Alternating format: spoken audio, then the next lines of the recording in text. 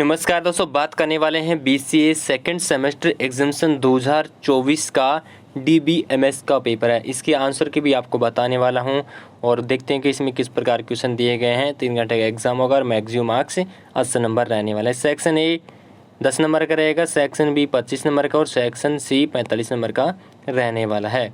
तो सबसे पहले हम बात करते हैं सेक्शन ए के अंदर जो पहला क्वेश्चन है। इसके आंसर की भी बताऊँगा आपको। ER मॉडल में ई व आर क्या है। तो ई का अर्थ आप समझ सकते हैं, एक वस्तु या चीज़ जो कि डेटा के रूप में प्रस्तुत की जाती है, जैसे कि व्यक्ति, स्थान आदि। आर का मतलब होता है संबंध जो दो या दो से अधिक एंटिटीज के बीच होता है, जैसे कि छात्र और कक्षा के बीच में संबंध। दूसरा पूछा है किन्हीं दो की के नाम लिखना होगा। तो प्राइमरी की हो गया यानी कि प्राथमिक कुंजी होगी, एक फॉरगेन की यानी कि विदेश कुंजी हो गई। तीसरा क्वेश्चन आता है डोमेन से आप क्या समझते हैं। डोमेन डेटाबेस में किसी गुण के लिए सभी संभव मूल्यों का सेट होता है। यह उन मूल्यों का दायरा है जो किसी विशेष अट्रिब्यूट में संग्रहित हो सकता है। नेक्स्ट आता है विदेश कुंजी को परिभाषित कीजिए।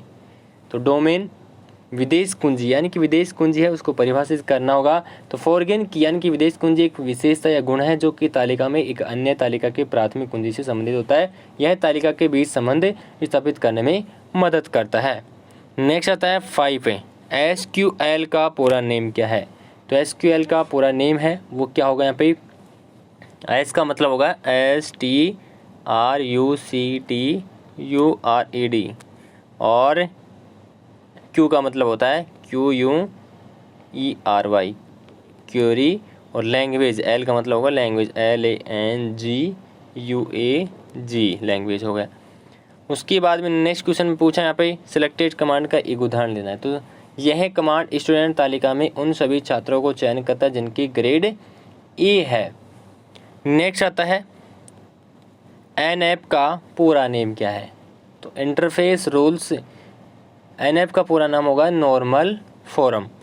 नेक्स्ट आता है इंटरफेस रूल को परिभाषित करना होगा। तो इंटरफेस रूल्स वे नियम है जो कि निष्कर्ष निकालने के लिए उपयोग किए जाते हैं। नेक्स्ट आता है डेडलॉक क्या है।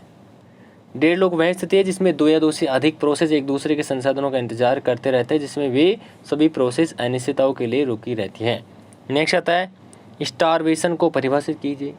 स्टारवेशन वह स्थिति है जिसमें किसी प्रोसेस को पर्याप्त संसाधन नहीं मिलते, जिसके यह निष्पादन में असमर्थ हो जाती है। यह प्राय तब होता है जब प्रोसेसर को निरंतर प्राथमिक दी जाती है, जिसमें अन्य प्रोसेस संसाधनों के बिना रह जाती है। उसके बाद हम बात करते हैं नेक्स्ट आता है सेक्शन बी के अंदर 2 नंबर क्वेश्चन डाटा इंडिपेंडेंस को समझाना होगा, और अथवा के अंदर दे रखा है एंटिटी व एट्रीब्यूट को समझाना होगा।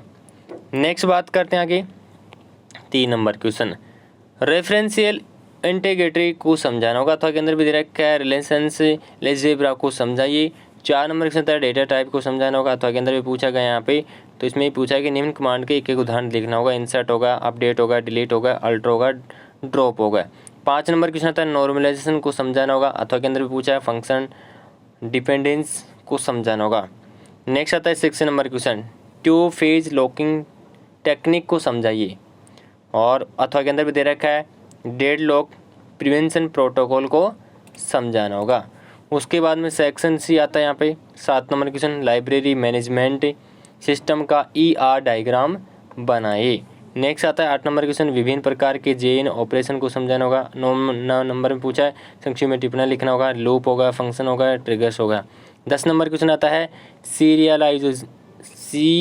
सीरियलाइजेबिलिटी को समझाना होगा। सीरियल और नॉन सीरियल शेड्यूल में अंतर बताना होगा। डाटा वेयर हाउसिंग को समझाइए। पेपर कंप्लीट हो चुका है।